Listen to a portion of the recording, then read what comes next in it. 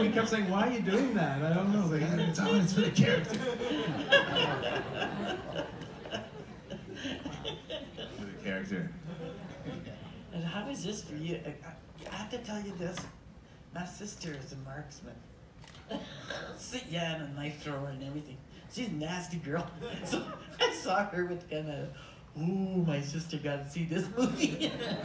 They go hunting. She hands her husband a clip. She pulls out a bullet. She said, "This is all I need." And he's the Grand Chief of BC. So how was it to play a role like that? Well, it sounds like maybe your sister should have been Annie. Oh, she's old. If I think about it, yeah, Annie could just use a bullet to take down any moose. But no, it was it was a dream come true, and I really mean that because I read the book when I was a teenager, and I never imagined for a second that they would make it, and that a young indigenous woman could be the lead of a film. That's so, even just Tantu Cardinal just got the first, lead. So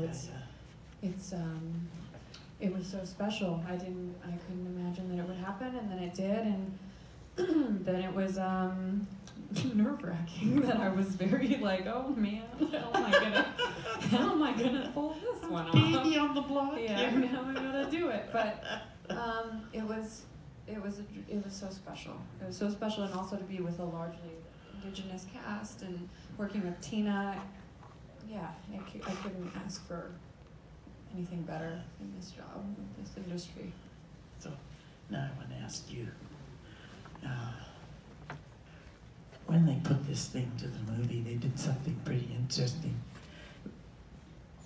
When you're removed from it and watching it, how do you think the story was enriched by changing the medium like this? Because it perhaps was that. It changed. It did, yeah, it changed big time, but it was... I'm interested to hear the answer to this. I was very nervous to say, Barbara Samuels I have great respect for as a writer, and Tina, I love Tina like my sister. We are siblings, and years ago I went to Tina and said, "You're the only one who can do this. You really are, Tina. I want you to have this, to do with as you see fit." And years later, this brilliant thing streamlined from the book is what I'm so impressed by. One of many things that had to be. I didn't know how they were going to do it.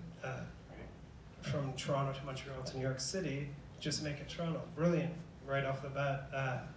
Sometimes you have to kill your darlings. In the novel, there's a character named Painted Tongue who just showed up in the book when I was writing it. He had been a character in a short story of mine years before.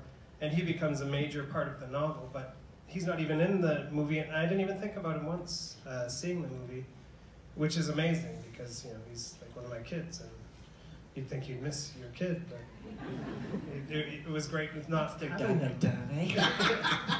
And just so many decisions were made that were so wise, and the movie, getting to see it, the subtlety of what was done, what was pulled off in this movie is what astounds me.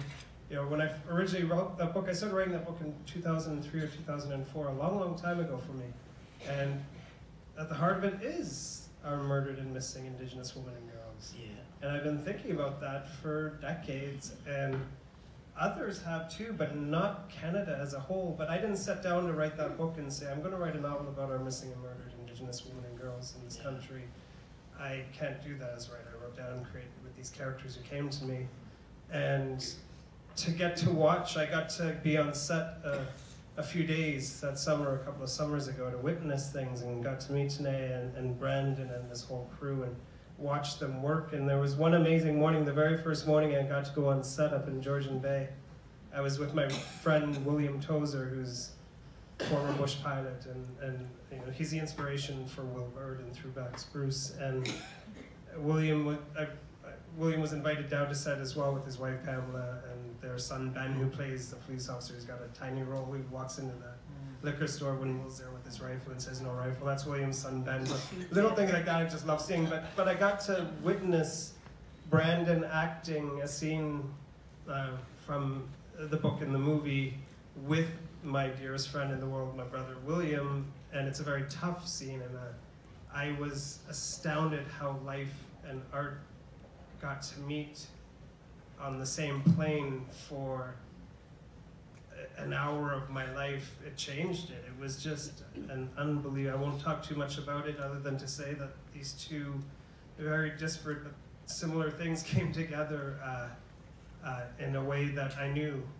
The very first scene I watched filmed, I was like, wow, this movie's going to be something. It's really going to be something. And then Brandon gets nominated for Best Actor at this upcoming Canadian Screen Awards this weekend. Today should have. Just the other thing about this movie, I watched it come together from a distance, and I loved that distance. I guess going back to the original question of, you know, you have to give away something of yours and say, now, here, do with it and trust. And I totally trusted. There was never a moment that I didn't trust what everyone was doing, and it was just a beautiful thing to get to watch from a distance. Yeah.